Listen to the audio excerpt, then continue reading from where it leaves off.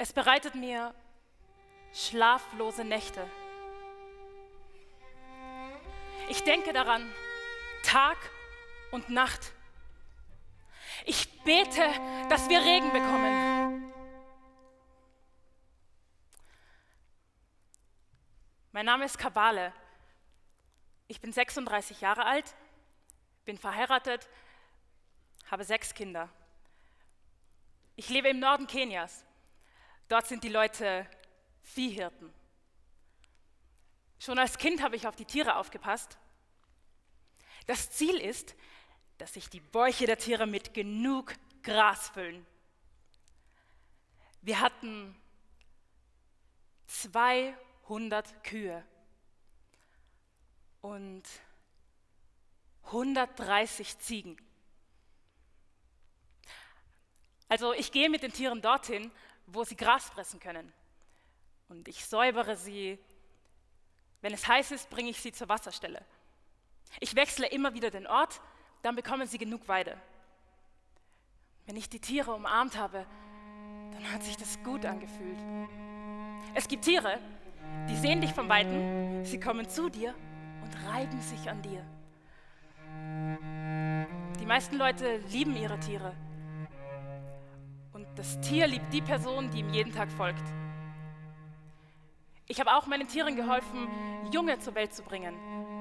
Also ich helfe beim Drücken, ich massiere ganz langsam. Sofort nach der Geburt trage ich das Ziegenbaby und wasche es. Man hängt dann an der jungen Ziege. Wenn man Kühe richtig züchtet, dann vermehren sie sich. Als ich heiratete, trug ich traditionelle Kleidung. Mein Mann war gut aussehend und stark. Ich hatte eine gute Figur und ein sehr hübsches Gesicht.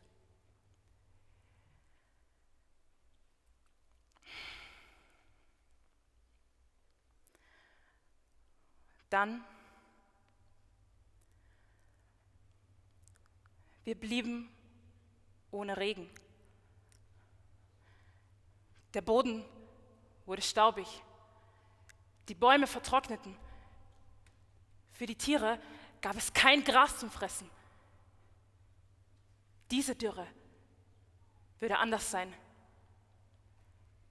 Die Temperatur wurde so hoch, wir konnten nicht einmal draußen herumlaufen. Als das erste Tier starb, dachten wir erst, es sei von einer Schlange gebissen worden. Eine Kuh war ausgemagert. Einige konnten kaum aufstehen. Sie streckten ihre Beine dann von sich. Andere fielen seitlich zu Boden. Bei einigen hörte man Laute als Zeichen des Sterbens. Nach 7 Tagen verloren wir die nächste Kuh. Ich war entsetzt. Ich ging an andere Orte und suchte nach Gras.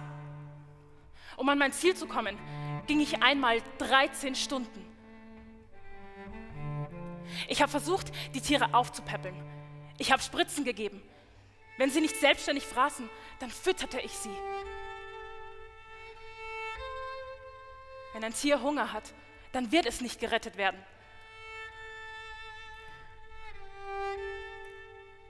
Wir waren sehr enttäuscht, konnten nichts tun. Eine Person, die Selbstmord beging, hatte 200 Kühe verloren. Als wir jung waren, da konnten wir unsere eigenen Brunnen graben.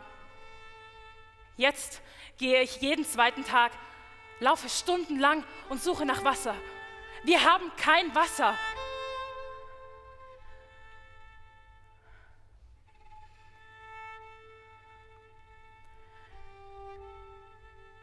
Die Zahl der Tiere ging immer weiter zurück.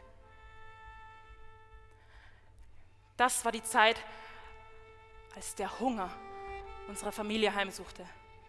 Jetzt sind Menschenleben in Gefahr. Ich bete, dass wir Regen bekommen.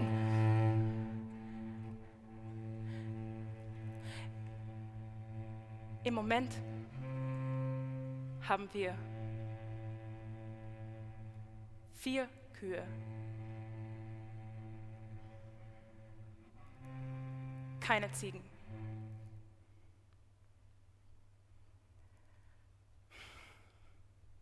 Mein Mann ist 7 Jahre älter als ich. Und jetzt sieht er jünger aus. Wenn ich ein Foto von mir vor 5 Jahren zeige, sagen die Leute, das bin nicht ich.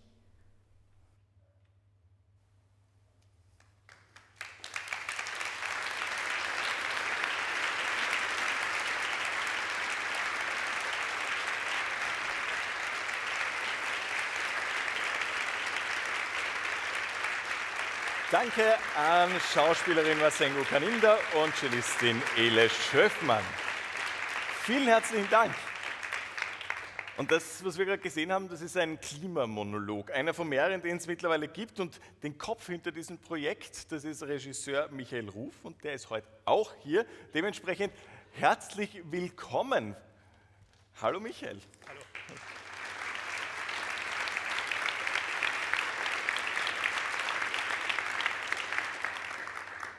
Michael, erzähl bitte, was ist die Idee hinter dem Projekt? Was hat dich zu dem Projekt bewegt? Also die Idee dahinter ist, die Dringlichkeit der Klimakrise zu zeigen. Zu diesem Zweck habe ich sehr ausführliche Interviews geführt, vor allem mit Menschen aus dem globalen Süden.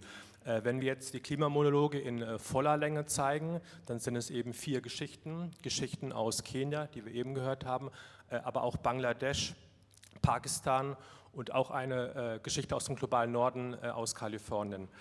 Ich habe also sehr lange Interviews geführt. Ich habe diese Interviews lediglich gekürzt, verdichtet, in eine dramaturgische Form gebracht. Aber es ist wichtig zu erwähnen, dass nichts hinzuerfunden wurde. Auch die sprachliche Ausdrucksweise dieser Personen wurde beibehalten. Also wortgetreues oder wortwörtliches Theater. Vielleicht noch eine zweite Kurzbemerkung. Es gibt mittlerweile ein ganz großes Netzwerk an SchauspielerInnen, MusikerInnen und SängerInnen. Das heißt, es sind immer regionale Künstler und Künstlerinnen, welche die Klimamonologe darbieten.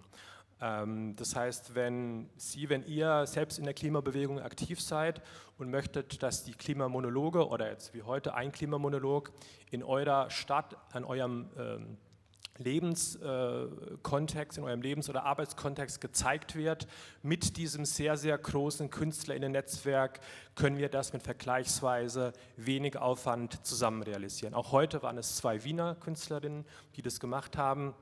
Mit anderen Worten, mit dieser Arbeit mit lokalen Künstlerinnen ist dieses Theaterstück sehr einfach einladbar, quasi an jedem Ort, zu jedem Zeitpunkt aufführbar. Vielen Dank, dass wir es heute sehen durften.